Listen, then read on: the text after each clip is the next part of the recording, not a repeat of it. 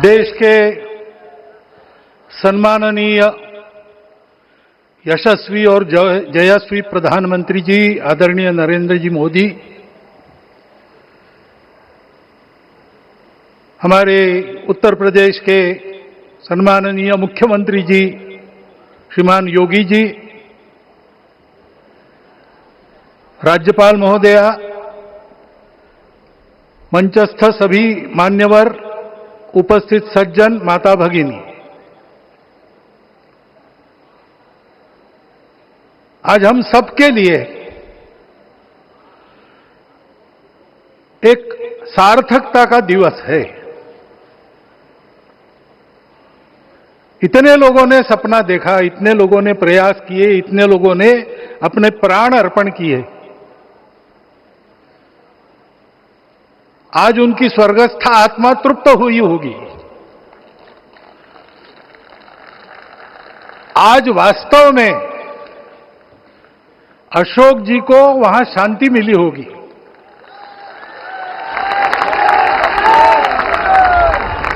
महंत रामचंद्र दास जी महाराज, श्रीमान डालमिया जी, कितने संत, कितने गृहस्थ, कितने विद्यार्थी, उन्होंने अपना प्राणार्पण किया, अपना पसीना बहाया।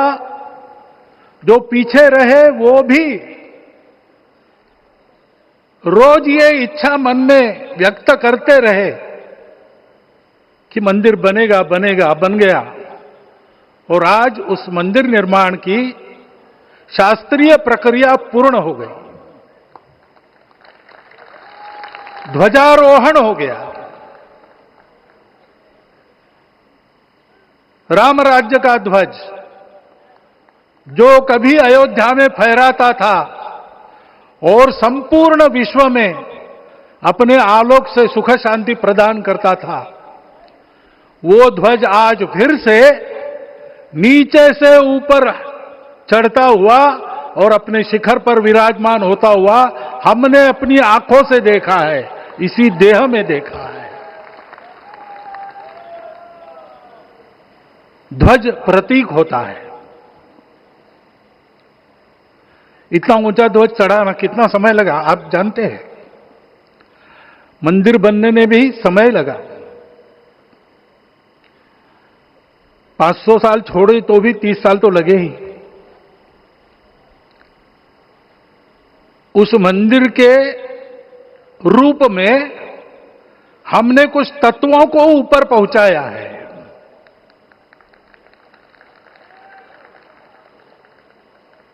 सारा विश्व जिससे ठीक चलेगा, अपने व्यक्तिगत जीवन, पारिवारिक जीवन से लेकर तो सृष्टि जीवन तक सबका जीवन जिससे ठीक चलेगा, वो धर्म, उस धर्म का प्रतीक भगवा रंग, वह इस ध्वज का रंग है। ये धर्म ध्वज है। इस धर्म ध्वज पर रघुकुल का प्रतीक कोविदार वृक्ष है। वैसे रूप देखा जाए तो कचनार जैसे लगता है। और जो खोजी लोग हैं वो खोज कर कह रहे हैं कि मंदार और पारिजात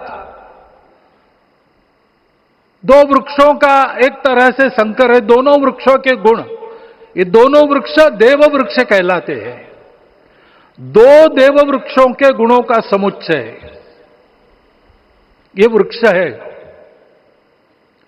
और ये वृक्ष उस रघुकुल की सत्ता का प्रतीक है। वो सत्ता वृक्ष से व्यक्त होती है, जिसके बारे में कहा गया, छायाम अन्यस्य कुर्वन्ति तिष्ठन्ति स्वयं आतपे। सबके लिए छाया देते हैं, स्वयं धूप में खड़े रहकर। फलान्यपि परार्थाय, फल स्वयं उगाते हैं, दूसरों के लिए बांट देते हैं। वृक्षा सत्पुरुषा इव, वृक्ष सत्पुरुष होते हैं। और कचनार के गुण औषधि भी है। कचनार के वृक्ष का अन्न में भी उपयोग है। सब प्रकार से उपयोगी इस वृक्ष का प्रतीक हमने लगाया है।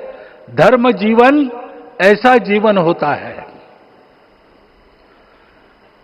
और ये जीवन जीना है, उस जीवन की प्रतिष्ठा करनी है, इस जीवन का झंडा शिखर तक पहुंचाना है।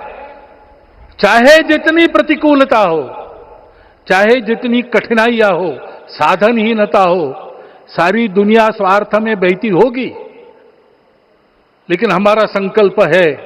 सूर्य भगवान उस तेज के, उस संकल्प के प्रतीक है। उनके रथ का एक ही चक्र है। 4 चाक वाली गाड़ी यहां भी एक्सीडेंट करती है तो एक चक्र चलाना है और रास्ता खराब भी नहीं, रास्ता है ही नहीं।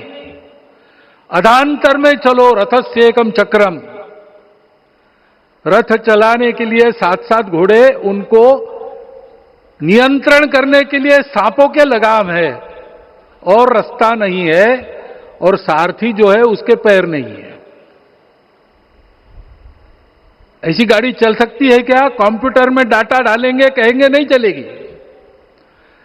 लेकिन बिना थके रोज पूरब से पश्चिम, पूरब से पश्चिम जाना आना सूरज भगवान कर रहे हैं, क्योंकि कार्य की सिद्धि स्वत्व के भरोसे होती है। हिंदू समाज ने लगातार 500 साल और बाद के दीर्घ आंदोलन में अपने इस स्वत्व को सिद्ध किया और रामलला आ गए, मंदिर बन गया। यही बात सत्य पर आधारित धर्म, सत्य जो प्रतिनिधित्व होता है ओंकार से, वो सारी दुनिया को देने वाला भारत हमको खड़ा करना है। हमारे इस संकल्प का प्रतीक यह राम मंदिर, उसकी प्रक्रिया आज हमने पूरी कर ली है। यह धर्म, यह ज्ञान, यह छाया, यह सुफल संपूर्ण दुनिया में बांटने वाला भारतवर्ष खड़ा करने का काम अपना शुरू हो गया है।